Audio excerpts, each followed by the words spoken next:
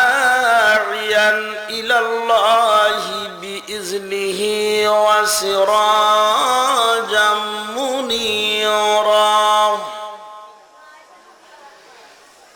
فقد قال الله تعالى في كلامه المجيد والفرقان الحميد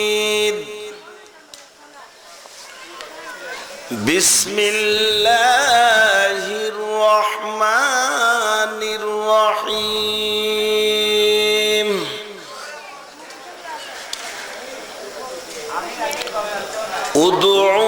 ادعوني أستجب لكم وقال رسول الله صلى الله عليه وسلم إذا سألت فاسأل الله وإذا استعنت فاستعن بالله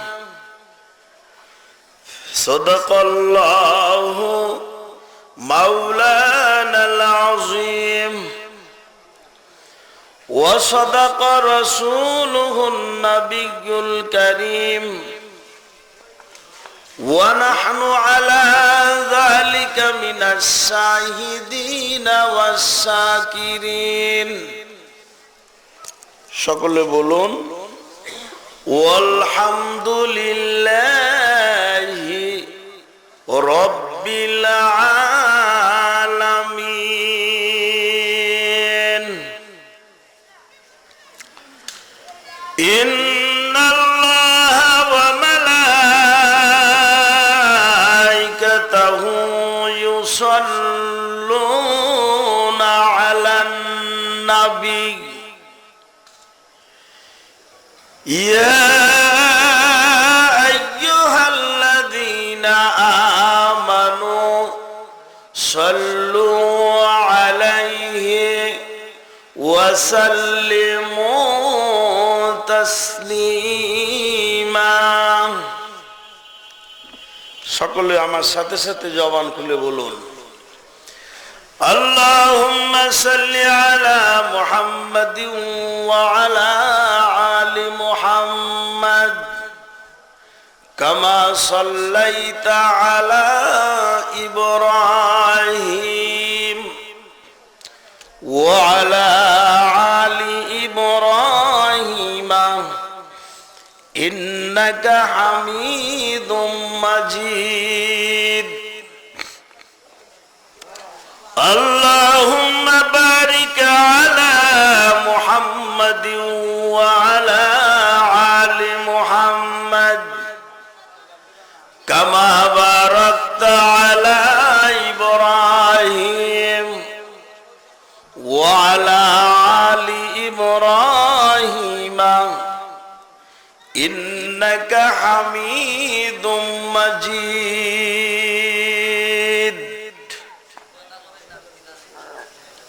সম্মানিত সভাপতি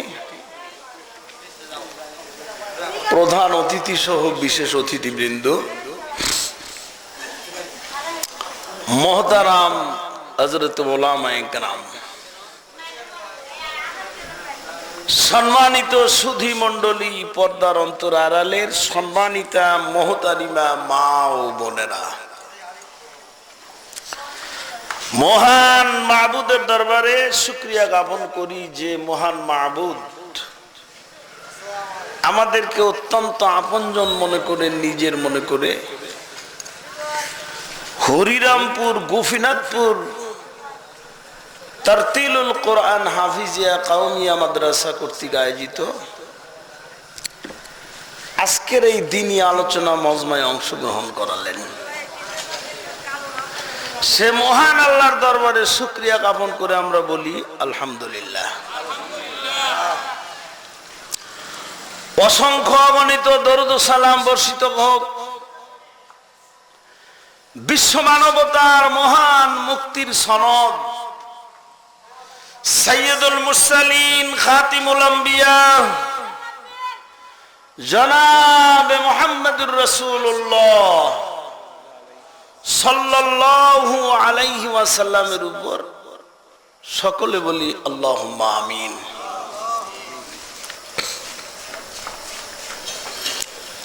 আলোচনা শুরুর আগে আপনাদের একটা অনুরোধ করব, শুনবেন কি? কথা কয় না, বলেন বলেন। সবগুলি মানুষ আমার সামনে আসেন, আগিয়ে আসেন, একটু আগিয়ে বসেন। একটু আগে আসেন।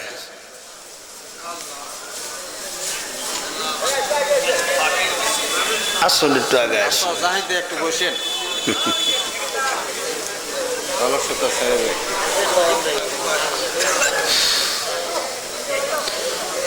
জিকির করি লা ইলাহা ইল্লাল্লাহ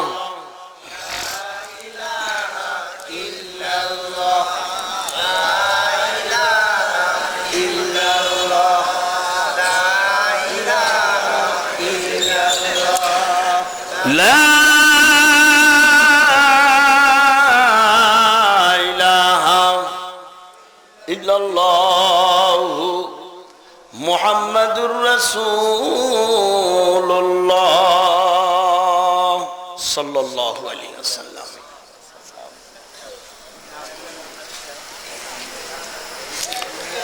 আপনাদেরকে সামনে আগায় আসার জন্য অনুরোধ করছিলাম, তাতে কিছু মানুষ বেজার হয়েছে। একটু চাপে আসেন, আগে জায়গা থেকে পিছনে বসেন। এই বেটা তো বলে শীত তো পড়ে নাই তেমন। আল্লাহ আমি পরপর আপনাদের এই ময়দানে 3 বার আসছি। 3 বার কি কি বয়ান করছি আমার মনে আছে, আপনাদের মনে আছে কিনা জানি না। সেই বয়ানে কে কে ছিলেন তাও জানি না। মনে নাই। বন্ধুগণ, আজকে ছোট্ট একটা বয়ান করে ইনশাআল্লাহ বিদায় নেব, আপনাদের নিয়ে একটু দোয়া করে। কারণ হাসির পরে কান্দা, ওয়াজের পরে চান্দা। চান্দা তো উঠেই গেছে, ভালোই। সামান্য 2টা কথাবার্তা কয়া একটু মত বিনিময় করে দোয়া করে দেই। আসুন আমার দিকে তাকান।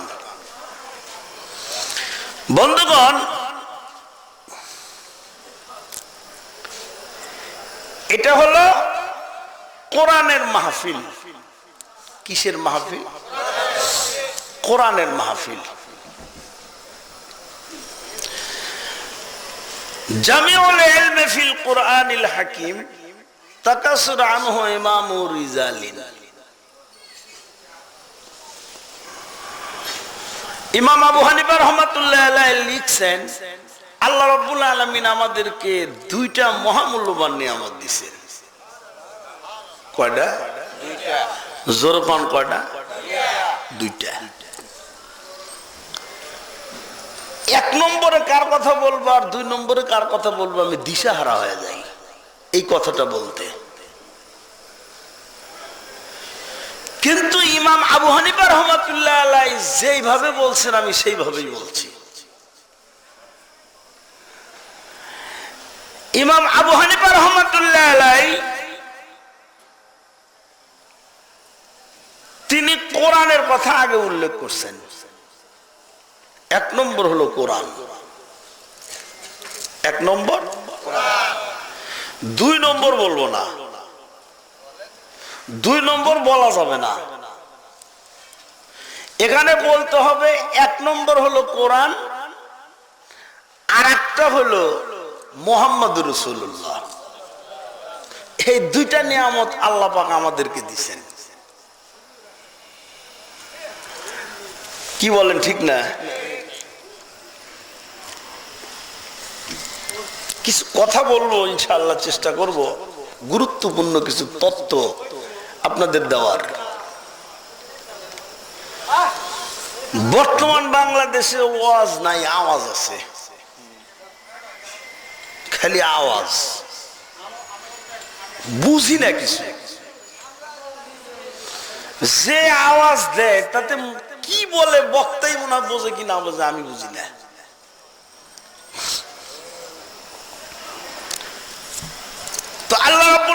আমাদেরকে দুইটা নিয়ামত দিবেন। কয়টা?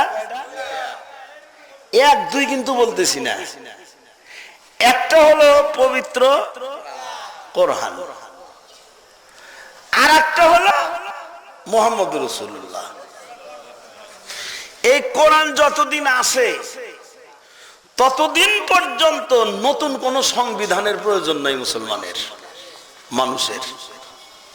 জোরগান আছে? নতুন কোন সংবিধানের দরকার আছে? নাই।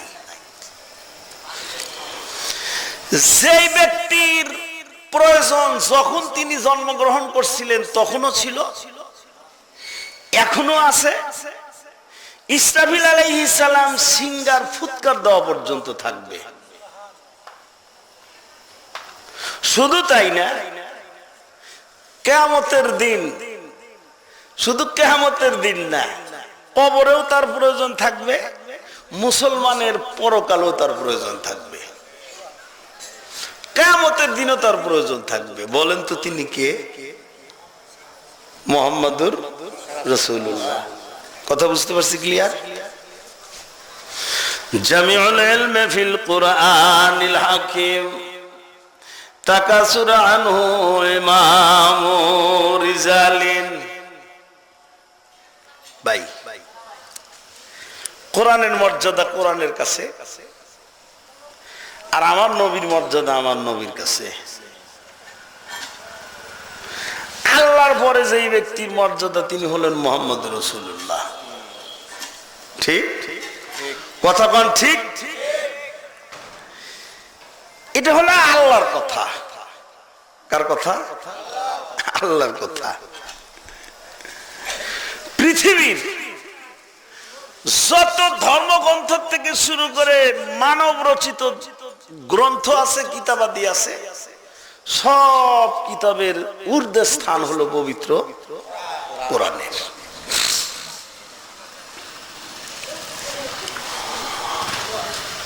আমেরিকার বড় বড় লাইব্রেরিতে আপনার সর্বোচ্চে ইহুদি খ্রিস্টানরা আগে কোরআন রাখে, কারণ তারা কোরআন রিসার্চ করে। আমরা তো কোরআন রিসার্চ করি না, আমরা খালি কোরআন পড়ে দাওয়াত খাই, ইমামতি করি। বাঙালি জাতি মনে করি, মুসলমান মনে করি যে কোরআন শিখলে পারে ইমামতি করতে পারবে, কোরআন শিখলে পারে দাওয়াত খেতে পারবে, ওয়াজ করতে পারবে। উদ্দেশ্যই তো খারাপ। কোরআন রিসার্চ করে ইহুদি খ্রিস্টানরা বানাইছে প্লেন, ইহুদি খ্রিস্টানরা কোরআন রিসার্চ করে বানাইছে কম্পিউটার। মুসলমান আমরা কি বানাইলাম? একটা কারেন্টের বাল্বও বানার পারি নিয়ে আস বলতো। পারছি কি? কথা বলেন, পারছি? পারি নেই। আসল তার কারণ আছে। তার কারণ হলো কোরআনের শিক্ষা নাই। কোরআনের শিক্ষাকে আমরা মনে করি ওই যে আগে বললাম দাওয়াত খাওয়া, ইমামতি করা। আর যেখানে কোরআন শিক্ষা দেওয়া হয় সেই জায়গায় সমাজের বা গ্রামের সবচেয়ে নিগৃহীত ব্যক্তি যার, যে তারই ছেলেকে দেয় মাদ্রাসায়। কানা গুজা ল্যাংলা লুলা, টাকা পয়সা নাই, লীলা বোর্ডিং এ খাবে, মৌলবি হল। কথা বলেন ঠিক না? আসুন মাদ্রাসার ছাত্রদের মতো বলুন, আউযু বিল্লাহি মিনাশ শাইতানির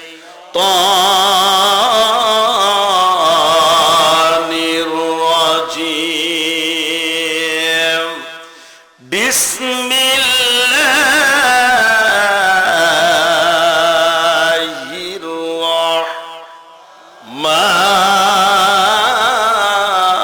রাহমানির রাহিম,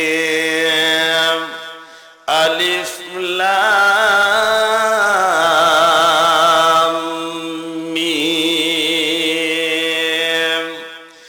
যালিকাল কিতাবু লা রাইবা ফীহ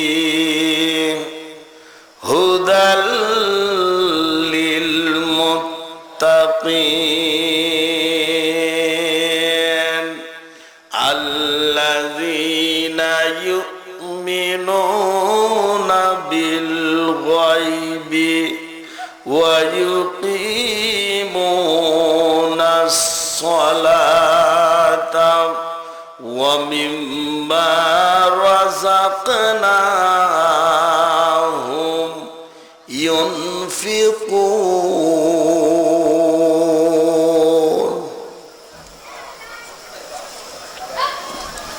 বন্ধুগণ,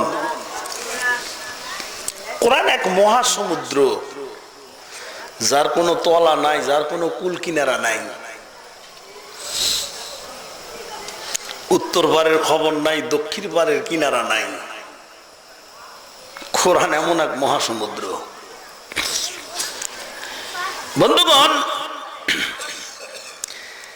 তাহলে আল্লাহ পাক আমাদেরকে কয়টা নিয়ামত দিচ্ছেন? মহামূল্যবান নিয়ামত। একটা হলো কোরআন, আর একটা হলো মুহাম্মাদুর রাসূলুল্লাহ। কিয়ামত পর্যন্ত নতুন কোন সংবিধানের প্রয়োজন নাই মানুষের, কোরআনই যথেষ্ট। কিয়ামত পর্যন্ত নতুন কোন নেতার আদর্শের প্রয়োজন নাই। আছে? যেরকম আছে।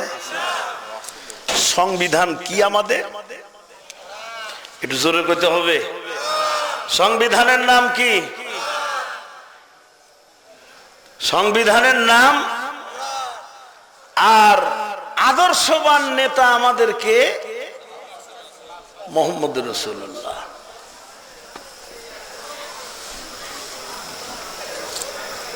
আসুন, আল্লাহ রাব্বুল আলামিন বলেন,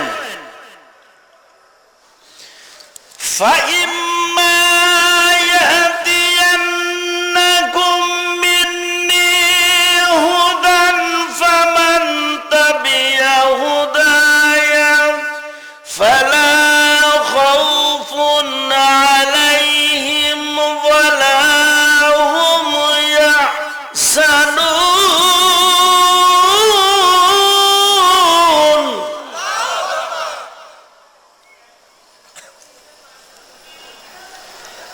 আল্লাহ বলেন,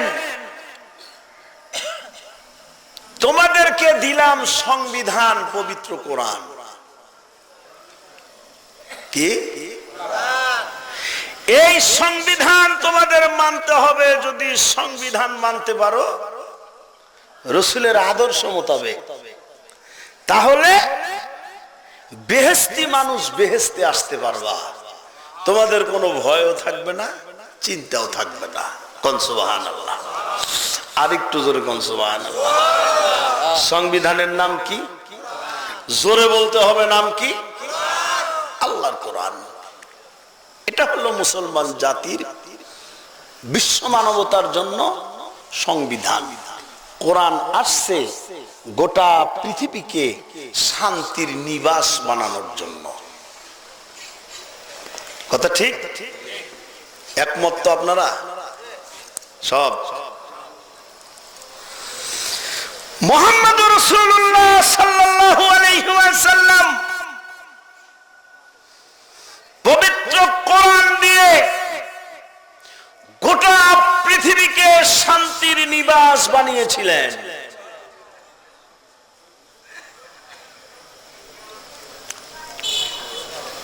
দেখায় দিয়ে গেছেন আমার নবী। 30 বছর পর্যন্ত খেলাফতি চলছে 4 খলিফার। এই কোরআন দিয়ে তারা শান্তির নিবাস বানিয়েছিলেন। ঠিক? জোরকান ঠিক?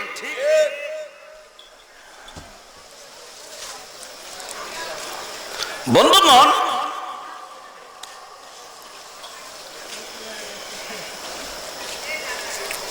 কোরআন আমাকে আপনাকে মানতে হবে, মানাইতে হবে। মানতে হবে, মানাইতে হবে।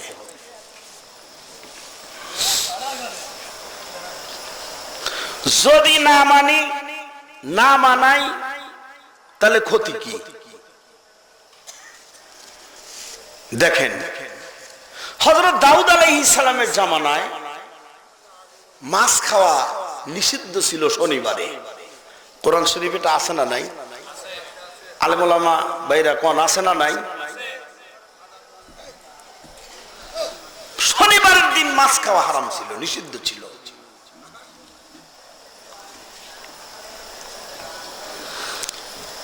কিন্তু বনি ইসরায়েলের মধ্যে থেকে এক শ্রেণীর মানুষ আল্লাহর এই হুকুমকে উপেক্ষা করে শনিবারের দিন মাছ খাইল। যারা খাইল তাদের মধ্যে থেকে 70,000 বনি ইসরাইল এক রাত্রে বান্দর হইল। কি হইল? এক রাত্রে তারা বানর হইল। কয় হাজার? 70,000। নির্দেশটা মানে নাই কার? আল্লাহর নির্দেশ উপেক্ষা করেছে। বন্ধুগণ, এই মানুষগুলি 3 ভাগে বিভক্ত। এক ভাগ মাছ খাইছে, আর এক ভাগ মাছ খায় নাই, নিষেধ করে নাই। আর এক ভাগ খাইছে, আর এক ভাগ খায় নাই, বরং নিষেধ করছে যে আল্লাহর হুকুম অমান্য করে মাছ খাইও না। এ যারা খাইছে আর যারা খায়ও নাই, নিষেধও করে নাই, এই 2 শ্রেণীকে আল্লাহ পাক বানর বানায় দিয়েছেন।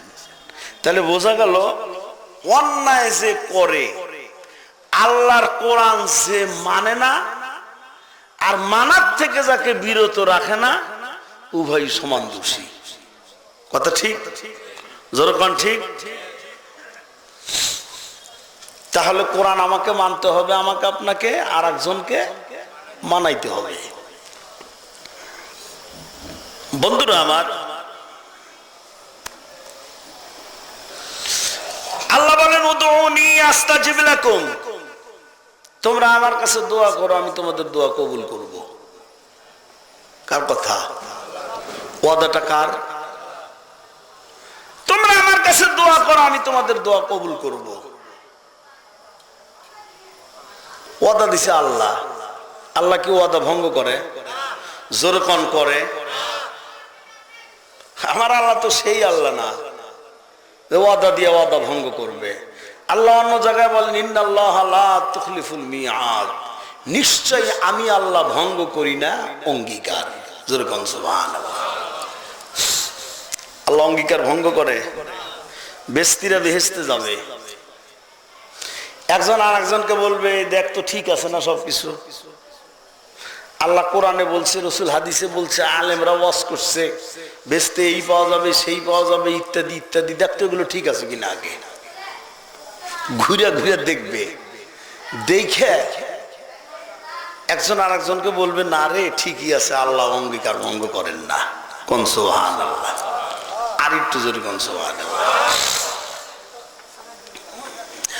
ওয়ালাকুম ফিহা মা তাশতাহি আনফুসুকুম ওয়ালাকুম ফিহা মা তাদউন।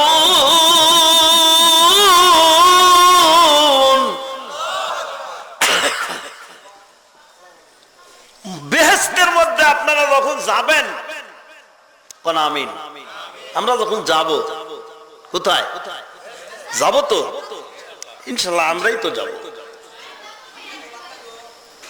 মুসলমান যাবে না তো ইহুদি খ্রিস্টানরা যাবে নাকি? যারা কোরআন পড়ায়, কোরআনকে অবমাননা করে, রসুলকে গালি দেয়, ওরাই যাবে নাকি বেসতে? কারা যাবে? আমরাই তো যাব ইনশাআল্লাহ, যদি একটু আমল করতে পারি। বন্ধুরা আমার, বেহেশতীরা যখন যে যা কল্পনা করবেন সঙ্গে সঙ্গে তা মুখের সামনে হাজির। মনে মনে চিন্তা করবে যমুনার পাঙ্গাস মাছ, একটু চিন্তা করার সাথে সাথে মুখের সামনে যমুনার পাঙ্গাস মাছ হাজির।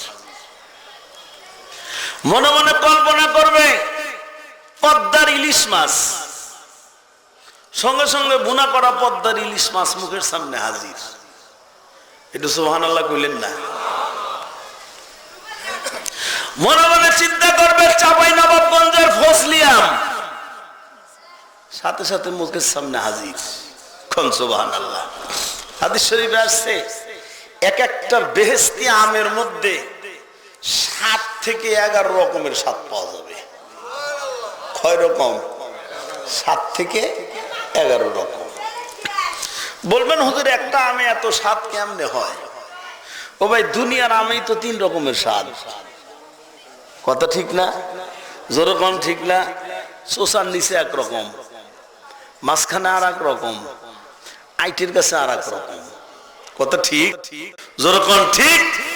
দুনিয়ার আমের মধ্যে যদি 3 রকমের স্বাদ হতে পারে, বেহেশতি আমের মধ্যে কি 7 থেকে 11 রকমের স্বাদ হইতে পারে না? একটু জোরে কম পারে না? খাবেন খাবেন, ধৈর্য ধরেন, একটু আমল করেন। আসুন দোয়া করবো আমরা কার কাছে? সব কিছু দেওয়ার মালিককে, আল্লাহ। ভাইরা আমার, দোয়া এমন একটা জিনিস,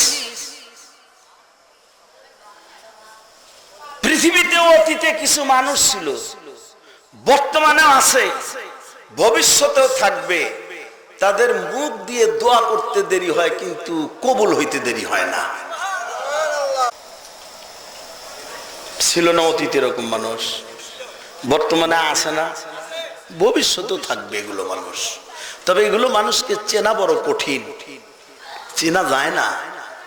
মা চাষিরা যখন ধান ভিজায়, আসল ধানটা নিচে চলে যায়, চিটা মার্কা ধানগুলি পানির উপর দিয়ে ভাসে বেড়ায়। ঠিক? চিটা ধান মার্কা মানুষগুলি আমরা এই ভাসে বেড়াইতেছি, আসল মানুষগুলিকে চেনা কঠিন। ঠিক আছে কথা? وقال رسول الله صلى الله عليه وسلم اتقوا فراسة المؤمنين فإنه ينظر بنور الله تعالى। নবী আমার বলেন, ওই সমস্ত মানুষগুলিকে ভয় করো, ওই সমস্ত মুমিনদেরকে ভয় করো যাদের জিহ্বা ছুরির চাইতে সেনির চাইতেও ধারালো, যখন তারা কোনো কথা বলে আল্লাহর নূরের মাধ্যমে দেখে দেখে কথা বলে।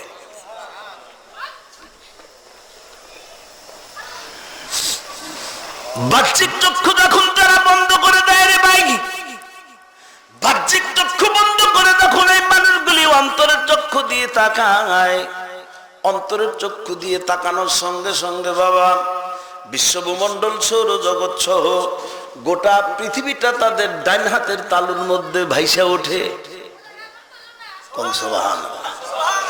আর একটু জোরে কনসবান। সম্ভব? বিশ্বাস হয়? যেরকম হয়।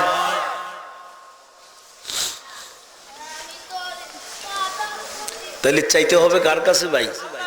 সবকিছু দেওয়ার মালিক কে? খাজা বাবার কাছে চাই না,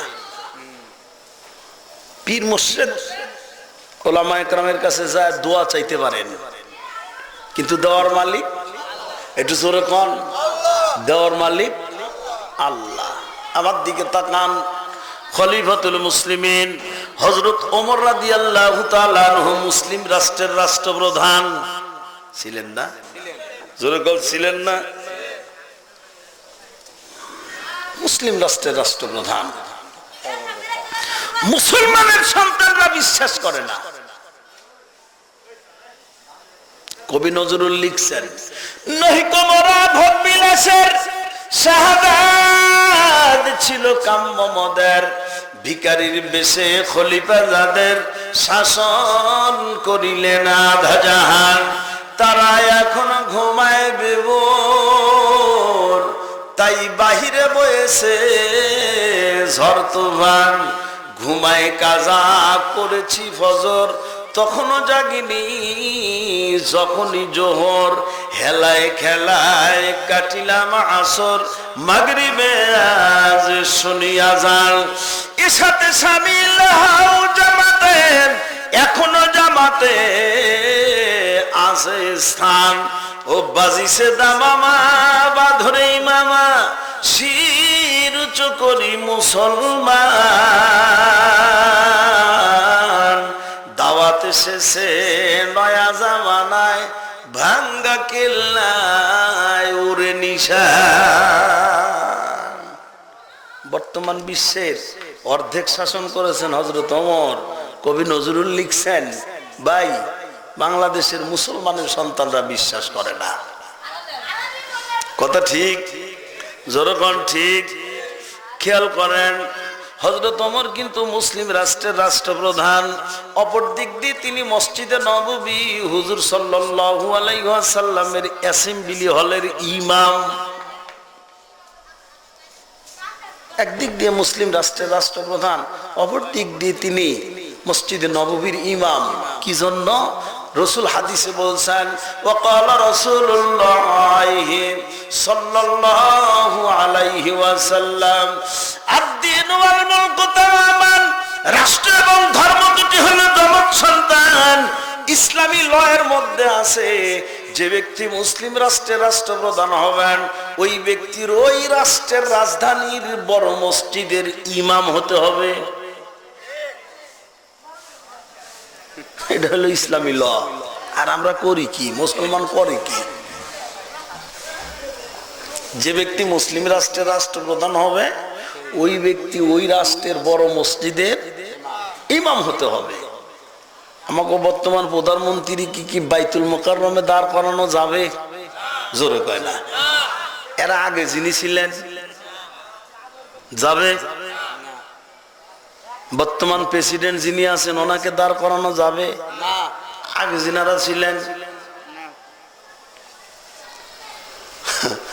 সাবেক রাষ্ট্রপ্রধান, মহামান্য রাষ্ট্রপ্রধান এরশাদ চাচা মিয়া, উনি কিন্তু কয়টা কাজ করছিল, বাস্তবায়ন করে নাই, বাস্তবায়ন করতে পারে নাই।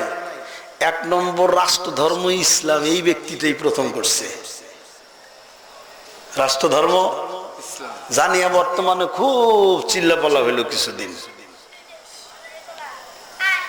রাষ্ট্র ধর্ম ইসলাম কে করছে? এটা সংসদে বিল পাস করছে কে? এরশাদ।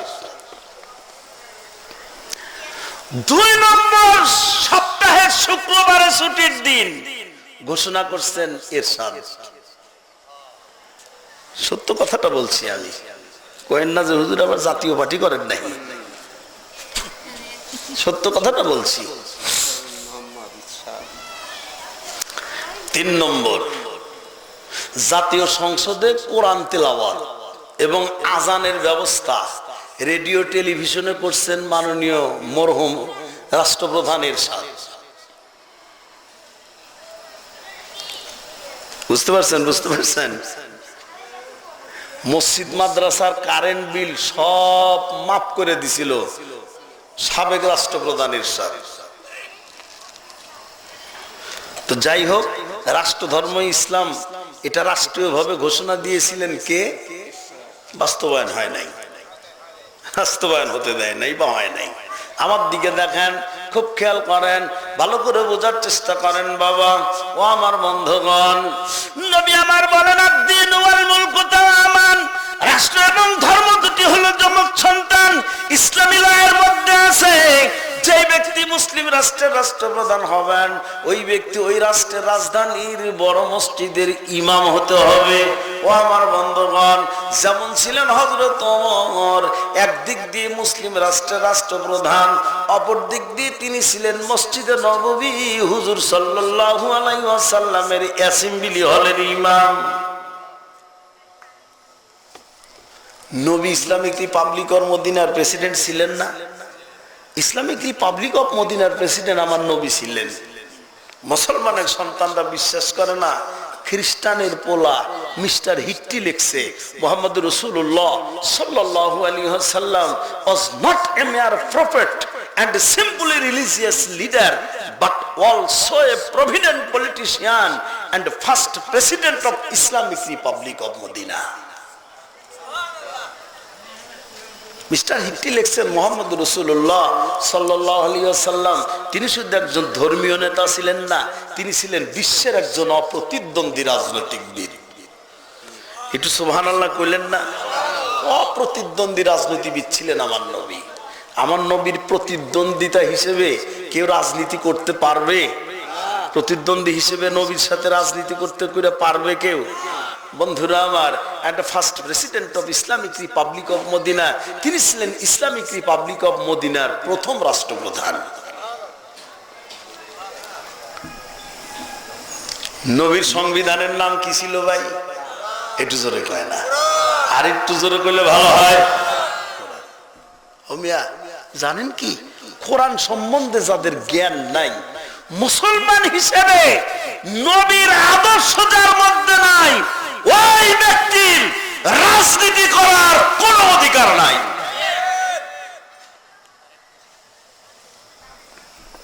এটা শুধু বাংলাদেশের কথা বলছি না আমি। মুসলমান হিসেবে যে ব্যক্তির ভিতরে কোরআনের জ্ঞান নাই, যে ব্যক্তির ভিতরে রাসূলের আদর্শ নাই, মুসলমান হিসেবে ওই ব্যক্তির রাষ্ট্র ক্ষমতায় যাওয়ার কোনো অধিকার নাই।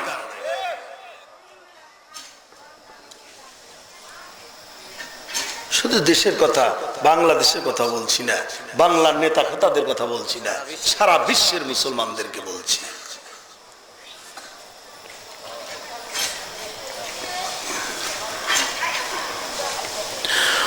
আমার ভাইরা, আমার বাবাজিরা, খুব খেয়াল করুন, ভালো করে বোঝার চেষ্টা করুন। বাবা, হযরত ওমর কি ভালো মানুষ ছিলেন না খারাপ মানুষ ছিলেন? কত ভালো মানুষ, আরে কল্পনাই করা যায় না। কত ভালো মানুষ। হযরত ওমর জান্নাতি না জাহান্নামী? সব সাহাবীরা জান্নাতি, সব সাহাবীরা জান্নাতি, এতে কোনো সন্দেহ নাই। তারপরেও আল্লাহ 10 জন সাহাবীকে স্পেশাল সার্টিফিকেট দিবেন। দিছে না দেয় নাই? জোরে কয় না, দিছে না দেয় নাই?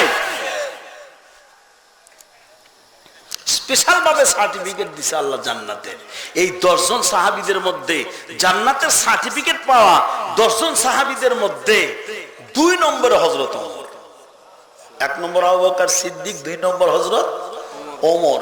এরপরে ইসলামিক রিপাবলিক অফ মদিনার তিনি হলেন 2 নম্বর খলিফা।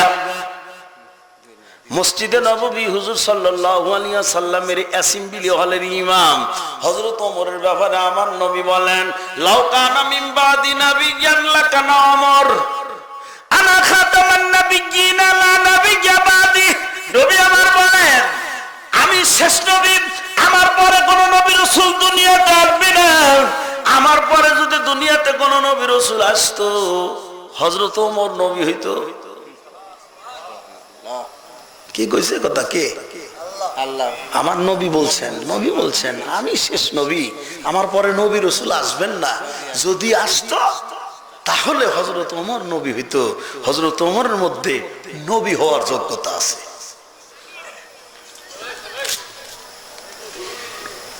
ও আমার ভাইরা, আমার বাবাজিরা, খুব ভালো করে বোঝার চেষ্টা করেন। বাবা, হাসরের ময়দানে হযরত ওমর রাদিয়াল্লাহু তাআলা আনহু নবীদের কাতারে প্রথম গিয়ে দাঁড়াবেন। যখন তিনি নবীদের কাতারে দাঁড়াবেন, ফেরেশতারা ডাক দিয়ে বলবেন, হুজুর কি জন্য আপনি নবীদের কাতারে দাঁড়াইছেন? আপনি তো সাহাবায়ে কেরামদের কাতারে দাঁড়াবেন, আপনি জান্নাতি মানুষ, জান্নাতি নিঃসন্দেহে। তারপরে আপনি 10 জন সাহাবীদের মধ্যে বেহেশতি সার্টিফিকেট পাওয়ার মধ্যে নাম্বার 2। এরপরে আপনার কত মর্যাদা, আপনি কি জন্য নবীদের কাতারে দাঁড়াইছেন? হযরত ওমর ডাক দিয়ে বলবেন, এই জন্য আমি নবীদের কাতারে দাঁড়াইছি, যেহেতু আমার নবী আমার ব্যাপারে বলছেন, লাউ কানা মিন বাদি নাবিয়্যান লাকানা ওমর, আমি শেষ, আনা খাতামান নাবিয়্যিন লা নাবিয়্যা বাদি, আমি শেষ নবী, আমার পরে কোনো নবী রাসূল দুনিয়াতে আসবে না। যদি আমি আমার পরে নবী রাসূল দুনিয়াতে আসতো, হযরত ওমর নবী হইতো। আমার ব্যাপারে আমার নবী বলছেন আমার ওমরের ব্যাপারে নবী হওয়ার যোগ্যতা আছে। ও ফেরেশতারা, আমার নবী যেহেতু আমার ব্যাপারে এই কথা বলছেন রে ফেরেশতারা, এই জন্য আমিও ওর নবীদের কাতারে দাঁড়ায় আছি।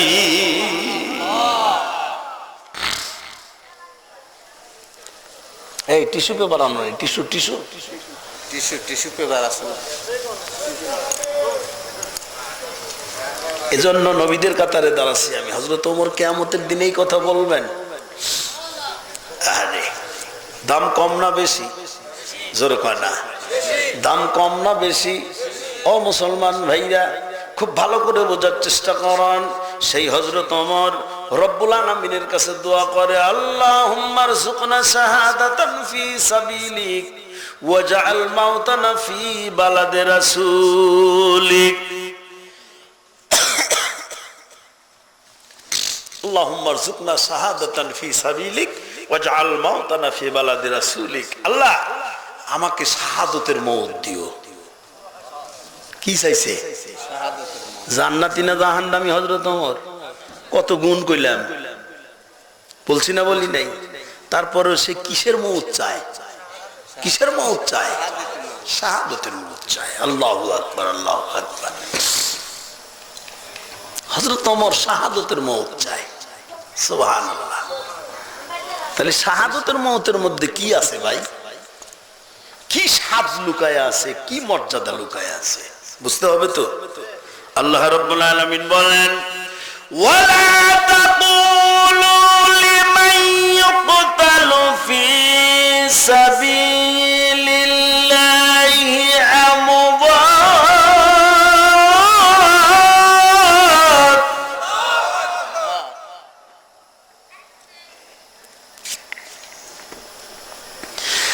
বাল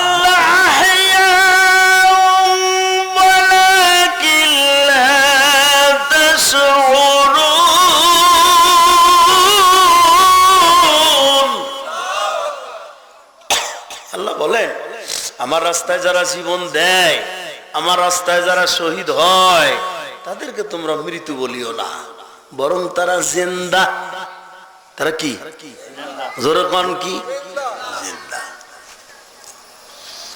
আল্লাহর কথা বলছি। কে বলছেন এই কথাটা? আল্লাহ বলছেন আমার রাস্তায় যারা জীবন দেয় তারা মরা না, তারা মরে না, বরং তারা জিন্দা। জোরে কোন সুবহানাল্লাহ। আর একটু জোরে কোন সুবহানাল্লাহ। শহীদ কি হইতে চান? কথা কয় না। চান? শহীদের তামান্না আছে অন্তরে? আছে আছে আছে। আল্লামা দেলোয়ার হোসেন সাইদি সাহেব বলছেন একটা কথা, শুনবেন শুনবেন শুনবেন। এর নামটাম করলে আবার অনেকেই গায়ে আগুন দিয়ে যায়, খুব অসন্তুষ্ট হয়। হয়েন না, আমার দিকে তাকান। তিনি বলছেন বিল্ডিং যখন তৈরি হয়, 10 তলা 20 তলা 50 তলা বিল্ডিং যখন তৈরি হয়, সেই বিল্ডিং তৈরি করতে অনেকগুলি ইট ভেঙ্গে টুকরা টুকরা করে, ইট বা পাথর টুকরা টুকরা করে ফাউন্ডেশন দেওয়ার জন্য নিচে যেতে হয়। নিচে দেয় না ফাউন্ডেশন? ফাউন্ডেশন ছাড়া বিল্ডিং হয়?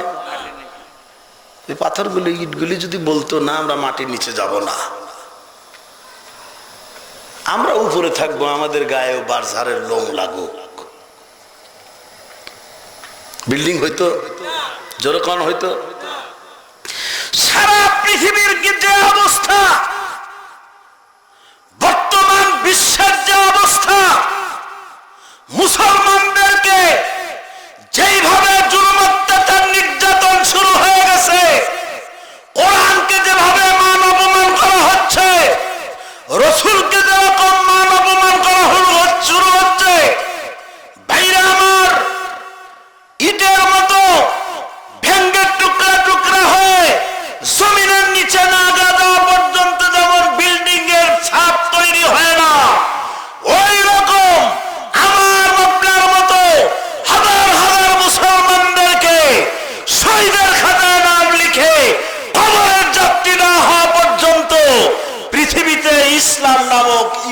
তৈরি হবে না। মুসলমানদেরকে পরীক্ষা দিতে হবে, সে যেই দলেরই হন না কেন, আপনি দুনিয়াতে যেই দলই করেন না কেন, কিন্তু আপনার একটা পরিচয়, আপনি মুসলমান। কথা ঠিক?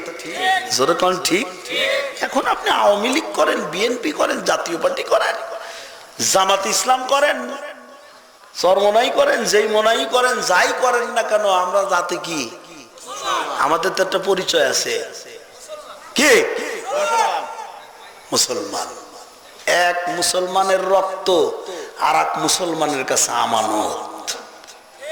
কথা ঠিক? জোরে কোন ঠিক? আমি বলতে চাই, জবাব দেন, বলেন, আপনি যেই পার্টি করেন না কেন, যেই দলই করেন না কেন, আপনি যেদিন মারা যাবেন, আপনাকে গোসল করাইয়া জানাজার নামাজ পড়াইয়া ইমাম সাহেব কবরের মধ্যে রাখার সময় এই দোয়াই পড়বে, বিসমিল্লাহি ওয়া আলা মিল্লাতি রাসূলিল্লাহ। কথা ঠিক? আওয়ামী লীগের জন্য আলাদা দোয়া আছে, বিএনপির জন্য আলাদা দোয়া আছে, জামাত ইসলামের জন্য আলাদা দোয়া আছে নাকি? অন্যান্য দল যারা আছে এদের জন্য আলাদা দোয়া আছে? দোয়া তো একটাই, বিসমিল্লাহি ওয়া আলা মিল্লাতি রাসূলিল্লাহ। বিসমিল্লাহি, আল্লাহর নামে তোমাকে রাসূলের দলের দলভুক্ত করে দিলাম। বিসমিল্লাহি ওয়া আলা মিল্লাতি রাসূলিল্লাহ, এর অর্থ এটা, আল্লাহর নামে রাসূলের দলের দলভুক্ত করে দিলাম। এ ভাই, দুনিয়াতে যদি রাসূলের দলের দলভুক্ত না হতে পারি, মরার পরে, কবরে যাওয়ার পরে কি আমাকে আপনাকে ইমাম খানায় কাবার ইমাম সাহেব, মসজিদে নববীর ইমাম সাহেব যদি কবরে নামানোর সময় কয় বিসমিল্লাহি ওয়া আলা মিল্লাতি রাসূলিল্লাহ, রাসূল নেবে? জোরে কোন নেবে? রাসূল তো নেবেন না। দুনিয়াতে রাসূলের দলভুক্ত হওয়া লাগবে। কথা ঠিক? সাহাবা একরামরা ছিলেন কার দলে বাবা? নবীর দলে। ঠিক? হিজবুল্লাহ আর হিজবুশ শয়তান, বাম হাত হলো হিজবুশ শয়তান, শয়তানের দল, আর ডানপন্থী ডান হাত হলো হিজবুল্লাহ, আল্লাহর দল। কষ্ট হইতেছে? বিরক্ত হচ্ছেন? কোন দলে থাকবো আমরা? ডান দলে না বাম দলে? জোরে কয় না, কোন দলে? জোরে কন, কোন দলে? আল্লাহর দলে। কোন দলে? রাসূলের দলে। কার দলে? রাসূলের দলে। এতে যদি আমাদের জীবন চলে যায়, শহীদের খাতায় নাম লিখে যদি কবরের যাত্রী যেহেতু হতে হয়, রাজি আছি? কে কে রাজি আছি? রাজি আছি, রাজি আছি। এটা তাকবীর দিবেন না? দেন না, দেন না। লিল্লাহি তাকবীর, নারায়ে তাকবীর। আমার তোমার সংবিধান আল কোরআন, আল কোরআন। আমার আপনার সংবিধান আল কোরআন, আল কোরআন। আমার আপনার সংবিধান আল কোরআন, আল কোরআন। আমার নেতা তোমার নেতা আল কোরআনের আলো। ঘরে ঘরেও মেলা জ্বালাইছেন, আবার অনেকে কয় সংসদে জ্বালো, খুব জ্বালাইছেন। আমি আবার একটা নতুন কথা শিখাই আজকে আপনাদের। ঘরে জ্বালানোর আগে, সংসদে জ্বালানোর আগে অন্তরে, কোনে? জোরে কয় না, এই অন্তরে জ্বালান, কলবে জ্বালান। কথা ঠিক আছে? কথা ঠিক আছে? প্রত্যেকের কলবে কোরআনের আলো জ্বালান, তাইলে সংসদেও জ্বলবে, ঘরেও জ্বলবে। কথা ঠিক? জোরে কোন ঠিক?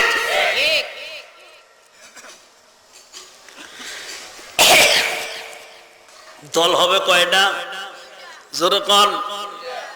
যাই করেন না কেন, আপনি যেই দলই করেন না কেন, কবরে শোয়ানোর সময় আপনাকে বিসমিল্লাহি ওয়া আলা মিল্লাতি রাসূলিল্লাহ বলতে হবে, অন্য কোনো দোয়া চলবে না।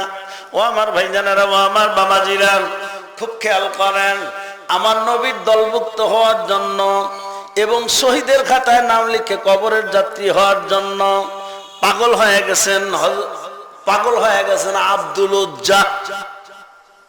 বুখারীর থেকে বলছি ঘটনাটা, বয়স 20 বছর। আব্দুল উজ্জার বয়স, আব্দুল মানে হলো গোলাম, বান্দা, দাস। উজ্জা হলো লাত মানাত উজ্জা, বড় বড় মূর্তি, মূর্তির গোলাম। উজ্জা নামক মূর্তির গোলাম। ও আমার বন্ধুগণ, ছোট্টবেলায় বাবা মারা গেছে, এতিম মানুষ। মা দুনিয়াতে বেঁচে আছে, চাচার বাড়িতে লালিত পালিত হয়। চাচা অত্যন্ত আদর যত্ন করে লালন পালন করতেছে। একদিন ডাক দিই, বাবা আব্দুল উজ্জা রে, এই বকরিটা আমি তোরে দিয়ে দিলাম বাবা। এই বকরির থেকে যতগুলো উন্নতি হবে, এই বকরির থেকে যতগুলো পাল বাড়বে, যতগুলো বকরি হবে, সব তোর রে বাবা আব্দুল উজ্জা। আচ্ছা ঠিক আছে, খুশি হইলাম। এতিম মানুষ, বাপ নাই। চাচা কয়, বাবা শোন, এটা তোরে দিলাম, এর থেকে যত উন্নতি হবে সব তোমার। ও আমার বন্ধুগণ, একদিন আব্দুল উজ্জাকে ডাক দিই, চাচা বাবা, এই যে বাবা ভাইস্তা, এই যে দেখো একটা উট, এই উটের বাচ্চাটাকে তোমাকে দিয়ে দিলাম, এর থেকে যতগুলো উট হবে ভবিষ্যতে সব তোমার। আমরা এরকম করি না, নাতিকে আদর করে বলি, ভাই নাতি ভাই, এই বাছুরটা তোমাকে দিয়ে দিলাম, এই গরুর বাচ্চাটা তোমাকে দিয়ে দিলাম। এ ভাই, নানা নানি দাদা দাদি শখ করে নাতি নাতপুরদেরকে মুরগির বাচ্চাও দেয়, যাদের সাধ্য শক্তি যা আছে। কতক্ষণ ঠিক না? বাবা তোর ভাই নাতি, এর থেকে যা হয় তোর শখ করে দেয়। বড় ছেলেকে বাপে দেয়, দেয় না? বন্ধুরা আমার, চাচা ডাক দিয়ে কয়, বাবা ভাতিজা, ও বাবা আব্দুল উজ্জা রে, এই যে এটাও তোমাকে দিয়ে দিলাম, এই উটটার থেকে যত উন্নতি হবে সব কিন্তু তোমার বাবা। আব্দুল উজ্জা কিন্তু অত্যন্ত খুশি, অত্যন্ত আনন্দিত। বন্ধুগণ, ইতিমধ্যে মুহাম্মদুর রাসূলুল্লাহ সাল্লাল্লাহু আলাইহি ওয়াসাল্লাম দিনের দাওয়াত দেওয়া আরম্ভ করলেন, লা ইলাহা ইল্লাল্লাহর দাওয়াত দেওয়া আরম্ভ করলেন। বন্ধুগণ, দিনের দাওয়াত দিতেছে, টুকটুক করে মুসলমানের সংখ্যা বেড়ে যাচ্ছে।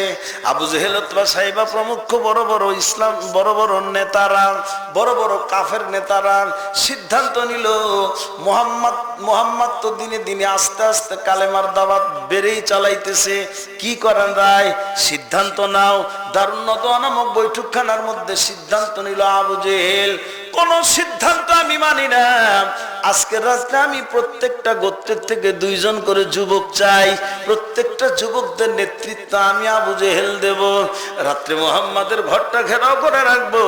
সকালবেলা যখন মুহাম্মদ ঘরের থেকে বের হবে, সঙ্গে সঙ্গে তারে দুনিয়ার থেকে বিদায় করে দিব। জোরে বলেন নাউজুবিল্লাহ। এ ভাই, আবু জেহেলের দরবারে নবীর হত্যার ফায়সালা হয়েছে, আমার আল্লাহর দরবারে হয় নাই। পারবে কি? জোরে কোন পারবে? আয়াত মত কার হাতে বাবা? একটু জোরে কইলে ভালো হয়। জবান খোলেন না কেন? হায়াত মত কার হাতে? আল্লাহর হাতে। না সালাতি ওয়া নুসুকি ওয়া মাহয়ায়া ওয়া মামাতি লিল্লাহি রাব্বিল আলামিন।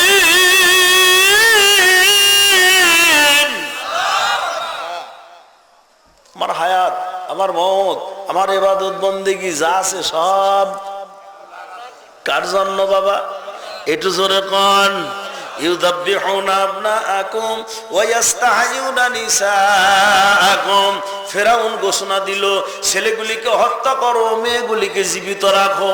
ও আমার বন্ধুগণ, 1 জন নয় 2 জন নয়, একমাত্র মূসাকে হত্যা করার জন্য ফেরাউন মিশরের 60,000 শিশু সন্তানকে হত্যা করেছিল। আল্লাহ রাব্বুল আলামিন বলেন, ফেরাউন রে, যে মূসার ভয়ে তুমি মিশরের 60,000 শিশু সন্তানকে হত্যা করলা, আমি রব্বুল আলামিন সেই মূসাকে সিন্ধুকের মধ্যে ভইরা নদী দিয়ে ভাসায় নিয়া তোমার বাড়িতে উঠাইয়া সেই মূসাকে তোমার দ্বারা লালন পালন করাইলা। আল্লাহ করাইছে না? একটু যেরকম করাইছে না? শিশু মূসা নবীর দুশ্মনেরই ডরে সিন্ধুকে ভরিয়া দিলে ভাষায় সাগরে শিশু মুসা নবীর দুশ্মনেরই ডরে সিন্ধুকে ভরিয়া দিলে ভাষায় সাগরে প্রাণে ছিল যাহার ভয়।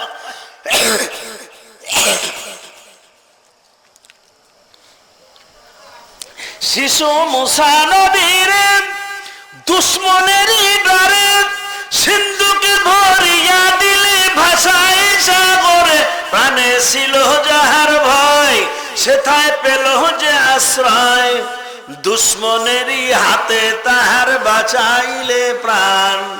আল্লাহু আল্লাহু তুমি জানলে জানালো শেষ করা তো যায় না গে তোমার গুণগান। আল্লাহু আল্লাহু কে গাইছে গানটা? জোরে গানা আব্দুল আলিম। গানটা গাইছে কি শিল্পী, কণ্ঠশিল্পী আব্দুল আলিম। বাদ্য বাজনাগুলি হারাম, কথাগুলো ঠিক, কতক্ষণ ঠিক। আরে সুবহানাল্লাহ, এখনকার গান রে আল্লাহ, হে গানের সামনে দিয়ে গেলে আত্মা কাঁপে, বিল্ডিং কাঁপে। গানের আওয়াজে বিল্ডিং কাঁপে না, কাঁপে না, কাঁপে না, মাটি কাঁপে।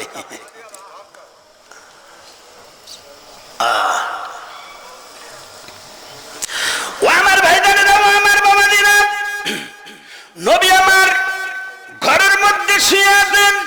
আল্লাহ রাব্বুল আলামিন জিবরাইলের মাধ্যমে নবীকে মেসেজ দিয়ে জানায় দিলেন। বাবা যখন নবীকে মেসেজ দিয়ে জানায় দিলেন, বন্ধুগণ আমার নবী জিবরাইলের মেসেজ পাইয়া ওই রাতেই পবিত্র মক্কা থেকে মদিনায় চলে গেলেন। বাবা মদিনার উদ্দেশ্যে রওনা করলেন। হিজরতের ঘটনা আমি বলতেছি না, খুব খেয়াল করেন।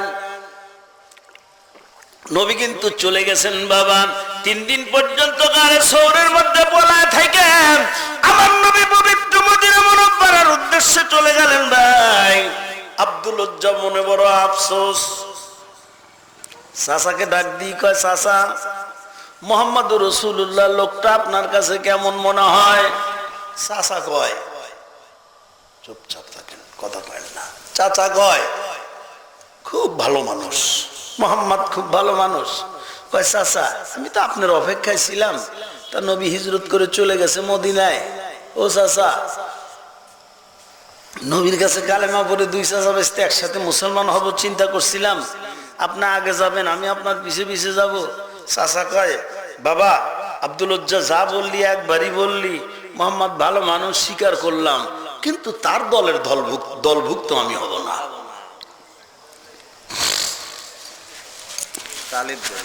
দেখলেন দেখলেন দেখলেন, তার কথা আমি মানি না, তার দলের দলভুক্ত আমি হব না। একটু জোরে বলুন তো, আমরা কার দলে যাব? জোরে কয় না, কার দলে? একসাথে কইতে হবে, কার দলে? কার দলে? কার নামে? কার দলে?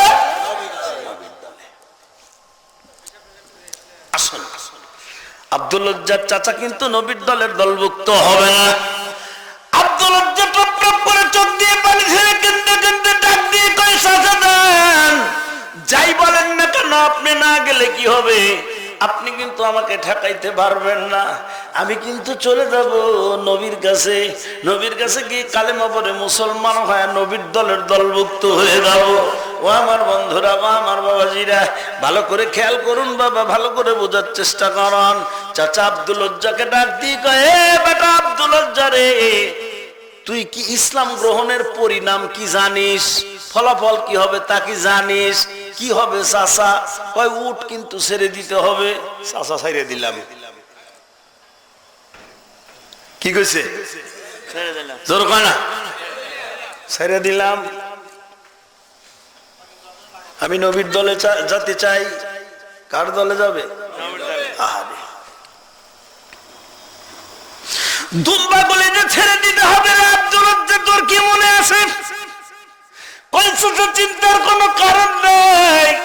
এই যে আপনি বলছেন আমি আপনার সব দুম্বা উট যা আছে সব ছেড়ে দিলাম, এক্ষুনি বের হয়ে গেলাম, মদিনায় যাব। বন্ধুরা আমার, আব্দুল উজ্জার চাচা আব্দুল উজ্জাকে ডাক দিয়ে কয়, বেটা দাঁড়া, আব্দুল লজ্জা দাঁড়াইছে, এতিম মানুষ বাবা নাই, মা বাইসা আছে। ও আমার বন্ধুগণ, আব্দুল লজ্জার দিকে তাকায় তাকায় চাচা ডাক দি কয়, এ বেটা আব্দুল লজ্জা, তোর গায়ের পোশাকটা কার? পরনের জামা কার রে? কে কিনে দিছে? চাচা আপনি কিনে দিছেন। চোখ দিয়ে পানি গড়া গড়া পড়তেছে। কয় চাচা আপনি কিনে দিছেন? খোল। পারবেন এরকম ইমানের পরীক্ষা সহ্য করতে পারবো? আমরা সহ্য করতে পারবো? খোল এটা। টপ টপ টপ টপ করে চোখ দিয়ে পানি ছেড়ে কাঁদতেছে আব্দুল লজ্জা। গায়ের থেকে জামাটা খুলে দিয়ে কয়, চাচা দিলাম আপনার জামা, আমার জামার দরকার নাই। ও আমার বন্ধুগণ, এবার দেখেন কত অগ্নি পরীক্ষা আসতেছে তার সামনে। বন্ধুরা আমার, আব্দুল লজ্জার চাচা ডাক দিয়ে কয়, এ বেটা আব্দুল লজ্জারে জানতে চাই, বর তোর পরনের লুঙ্গিটা কে কিনা দিছে?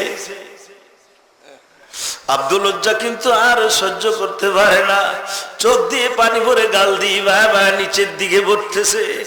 আব্দুল লজ্জা ডাক দিয়ে কয়, চাচা লুঙ্গি আপনি কিনে দিছেন মানি?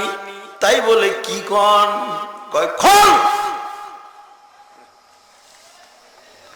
খোল লুঙ্গি।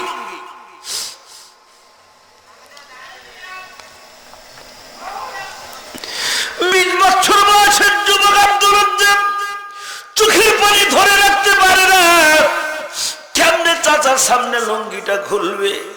কিন্তু নির্দয় চাচা, নিষ্ঠুর চাচা তো ঠিক রাখলো না, খুলতেই হবে তোর লুঙ্গি, আমার টাকার কেনা লুঙ্গি খোল। আব্দুল লজ্জা কান্দে আর আস্তে আস্তে ওই লুঙ্গিটা পর্যন্ত খুলে দিল।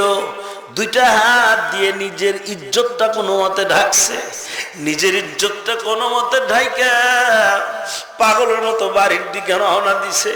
বাড়ির গেটের মধ্যে চলে গেছে ভাই, বাড়ির গেটের মধ্যে দাঁড়াতে দাঁড়াতে মা আব্দুল লজ্জার দিকে প্রথম নজর দিয়ে চক্ষু বন্ধ করছে। চক্ষু বন্ধ করে ডাক দিয়ে কয়, এ বাবা আব্দুল লজ্জা, পাগল হয়ে গেছিস নাকি? ব্যাপারটা তো বুঝতে পারি না, কি জন্য তুই এই অবস্থায় বাড়ি আসলি? আব্দুল লজ্জা কান্দার ডাক দিয়ে কয়, মা পাগল হই নাই রে মা, পাগল হই নাই, তবে ঠিকই বলছো, একটা বিষয়ে পাগল হয়েছি। ও মা, পাগল হয়েছি এক ব্যক্তির জন্য, তিনি হলেন মুহাম্মাদুর রাসূলুল্লাহ।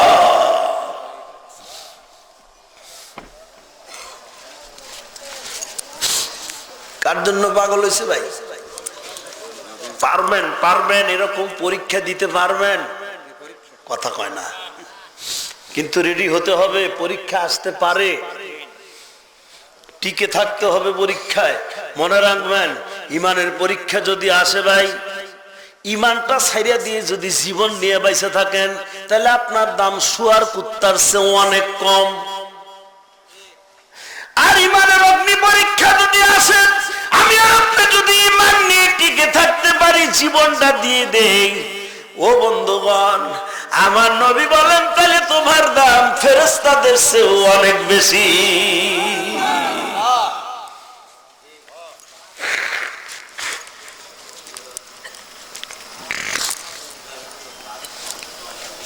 বন্ধুরা আমার, খুব খেয়াল করেন, আব্দুল লজ্জা কান্দে আর ডাক দিয়ে কয়, মা গো, নবীর জন্য আমি পাগল হয়ে গেছি। চাচা সবকিছু কাইরা রাখছে রে মা, গায়ের জামাটা খুলে রাখছে, পরনের লুঙ্গিটা পর্যন্ত খুলে রাখছে, তাড়াতাড়ি করে ইজ্জত ঢাকার মতো একটা কাপড় দাও। ও বন্ধুরা আমার, ভালো করে বোঝার চেষ্টা করেন।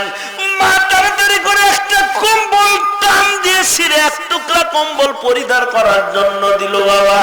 ও বন্ধুরা আমার, আব্দুল লজ্জা এক টুকরা কম্বল পরিধান করলেন, আর এক টুকরা কম্বল গায়ের মধ্যে দিয়ে মদিনার উদ্দেশ্যে রওনা করলেন। আরে মক্কা তো মদিনার থেকে নিকটে না, প্রায় 300 মাইল দূরের রাস্তা, 350 কিলোমিটার রাস্তা। ও আমার বন্ধুগণ, নির্দিষ্ট কোন রাস্তাঘাট নাই, টিলাটঙ্কর মরুভূমি আর মরুভূমি, পাহাড় পর্বত, টিলাটঙ্করের মধ্যে পাড়ি দিয়ে তিনি পবিত্র মদিনা মুনাওয়ারায় চলে গেলেন। মসজিদে নববীর সামনে গিয়ে দাঁড়াইছে আব্দুল উজ্জা। আমার নবী আহলে সুফফা সাহাবায়ে কেরামদেরকে কোরআন হাদিস শিক্ষা দিচ্ছেন। ইতিমধ্যে মসজিদে নববীর সামনে গিয়ে আব্দুল উজ্জা ওই অবস্থায় দাঁড়াইছেন। নবী ডাক দিয়ে বললেন, বাবা তুমি কে?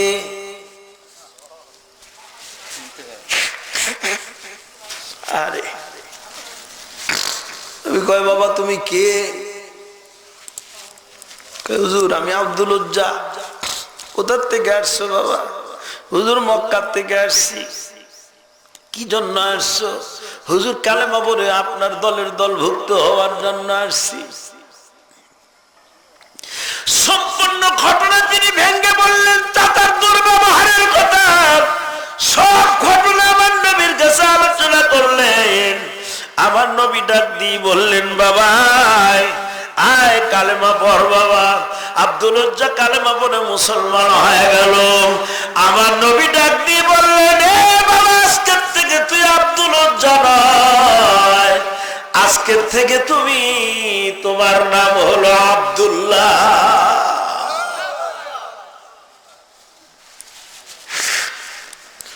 তুই আব্দুল উজ্জা না বাবা, উজ্জা মূর্তির গোলাম তুই না, তুমি আমার আল্লাহর গোলাম।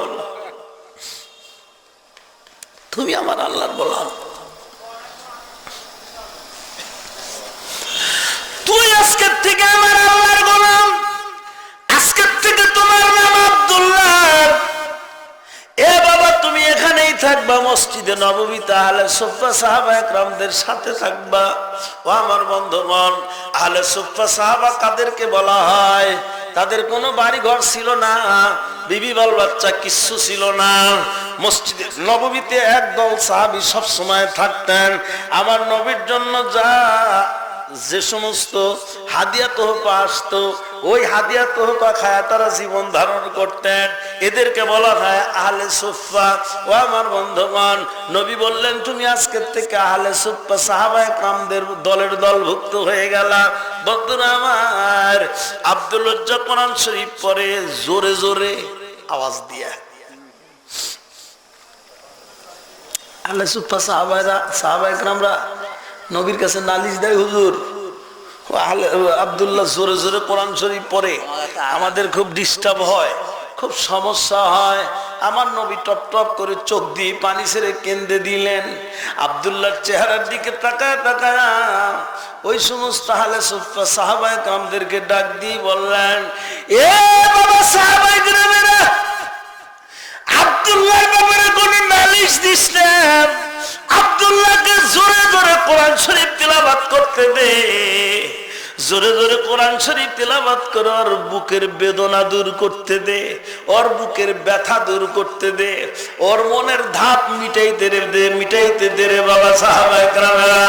কারণ আব্দুল্লাহ যেমন ভাবে ইসলাম গ্রহণ করেছে, এত কষ্ট করে কেউ ইসলাম গ্রহণ করে না।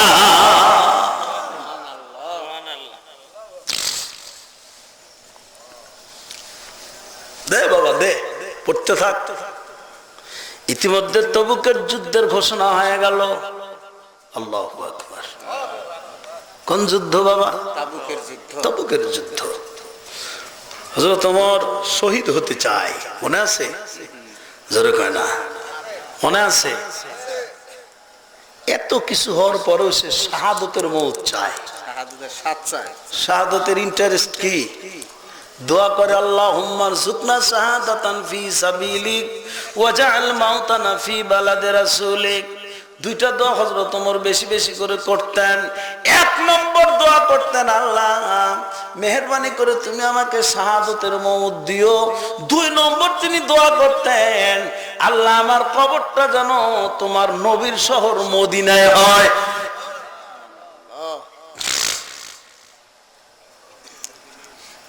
আমার কবরটা যেন মদিনায় হয়।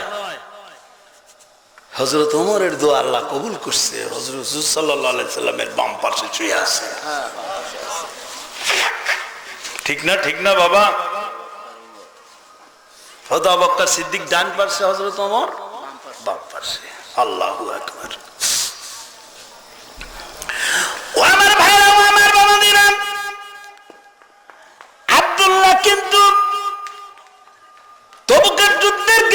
ঘোষণা হয়ে গেল, দিন ধার্য হয়ে গেছে। আমার নবী সাহাবা একরামদেরকে বললেন, বাবা সাহাবা একরামেরা, কে কোথায় আসিস রে বাবা, আয়, কিছু মালের দরকার, কিছু সম্পদের দরকার, যুদ্ধের ময়দানে কিছু অর্থের দরকার। যার যা সাধ্য মোতাবেক দিলেন। হযরত আবু বকর নিয়ে আসছে থলির মধ্যে অল্প কিছু সম্পদ। লজ্জার চোটে পিলারের ওতে দাঁড়াই আছে আবু বকর। নবী বলেন, ওসমান কি দিছো? হুজুর যা ছিল তার অর্ধেক দিছি। অমক তুমি কি দিছো? বাবা হুজুর যা ছিল তার 4 ভাগের 1 ভাগ দিছি। বাবা তুমি কি দিছো? বলে এই দিয়েছি। নবী বললেন, আমার আবু বকর কই? হযরত আবু বকর কাঁদতে কাঁদতে বের হইলেন, হুজুর এই যে দিলাম। বাড়িতে কি রেখে আসছো বাবা? আবু বকর। আবু বকর চোখ দিয়ে পানি ফালায় কান্দে, আর ডাক দিয়ে, হুজুর বাড়িতে কিচ্ছু নাই, আছে মাত্র 2টা জিনিস। কি বাবা? এক হলো আল্লাহ, আর হলো আপনি। আল্লাহু আকবার। আল্লাহর রাসূল ছাড়া তো বাড়িতে ঘরে আর কিচ্ছু নাই, যা কিছু ছিল নিয়ে আসছি হুজুর। বাবা আবু বকর রে কান্দিস না। নবী আমার বলেন, বাবা আবু বকর কান্দো না রে বাবা, কান্দো না। এ বাবা আবু বকর, আমি জিবরাইলের মাধ্যমে জানতে পারলাম তোমার দান আল্লাহর দরবারে সবচেয়ে বেশি মর্যাদা পাইছে। আমিয়া আল্লাহ বলছেন, আম্মা বিনিআমাতি রাব্বিকা ফাহাদ্দিস, তোমাকে যেই পরিমাণ নিয়ামত দিছি সেই পরিমাণ নিয়ামতের কৃতজ্ঞতা প্রকাশ করো। 5000 টাকার মালিক দিছে 500 টাকা, আর 500 টাকার মালিক দিছে 5 টাকা। এই 5 টাকা আর 500 টাকার মধ্যে সব একটু কম বেশি হবে না, সমান আল্লাহর কাছে। আল্লাহ এইখানে তাকায়, কোনখানে তাকায়? হ্যাঁ, কলবের দিকে তাকায়। وقال عليه الصلاة والسلام لا ينظرون صوركم لا ينظرون إلى صوركم ولا أموالكم ولا أولادكم ولا أموالكم ولكن ينظر إلى قلوبكم। আল্লাহ কারোর চেহারার দিকে তাকায় না, কারোর মালের দিকে তাকায় না। আল্লাহ রব্বুল আলামিন তাকায় তার অন্তরের দিকে। আল্লাহ তাকায় মানুষের অন্তরের দিকে। ও মুসলমান ভাইরা, খুব খেয়াল করেন, হযরত আব্দুল্লাহ কিন্তু মুসলমান, নাম হলো আব্দুল্লাহ। আব্দুল্লাহ কাঁদতে কাঁদতে আমার নবীর দরবারে আসছে। নবীকে ডাক দিয়ে বললেন, ইয়া রাসূলুল্লাহ, ইয়া হাবিবাল্লাহ, হুজুর কিচ্ছু নাই, মাল সম্পদ আপনি তো জানেন, কি অবস্থা, মক্কা থেকে হিজরত করে আসছি আপনি তো জানেন। হুজুর দোয়া করে দেন, আল্লাহর রাস্তায় আমি আমার জীবনটা দিয়ে দিলাম। হুজুর দোয়া করেন, আমার জীবনটা আল্লাহ যেন কবুল করেন। হুজুর আল্লাহর রাস্তায় আমি শহীদ হতে চাই, জীবনটা দিয়ে দিতে চাই। আমার নবী ডাক দিয়ে বললেন, বাবা গাছের বাকলটা আনো। একটা গাছের বাকল অথবা ছাল নিয়ে আসছে। আমার নবীর পবিত্র হাত দিয়ে আব্দুল্লাহর হাতে উঠা দিয়ে রব্বুল আলামিনকে ডাক দিয়ে বললেন, আল্লাহ আমি তোমার কাছে দোয়া করি, আমার আব্দুল্লাহর রক্তকে কাফেরদের জন্য হারাম করে দাও। আমার আব্দুল্লাহর রক্ত কাফেরদের জন্য হারাম করে দাও। নবী দোয়া করলেন। ও আমার ভাইরা, ও আমার বাবাদিরা, আব্দুল্লাহ চোখের পানি ধরে রাখতে পারে না, চোখ দিয়ে পানি ছেড়ে কাঁদতে, বাবা চোখ দিয়ে পানি ধরে কান্দে, ডাক দিয়ে হুজুর চাইলাম শহীদ হওয়ার জন্য, আর আপনি আমার জন্য উল্টা দোয়া করলেন। চাইলাম আমি শহীদ হব, আল্লাহর রাস্তায় জীবন দেব, কিন্তু আপনি দোয়া করলেন, আল্লাহ কাফেরদের জন্য আমার আব্দুল্লাহর রক্ত হারাম করে দাও। কি করলেন হুজুর বুঝলাম না। আমার নবী ডাক দিয়ে বললেন, বাবা আব্দুল্লাহর সঙ্গে বাবা শোন, আমি নবী পবিত্র মুখ দিয়ে ঘোষণা দিলাম, বাবা এরপরে যদি তুই জ্বরের মাধ্যমে তোর যদি মৃত্যু হয়, কিয়ামতের দিন আল্লাহ রাব্বুল আলামিন তোকে শহীদের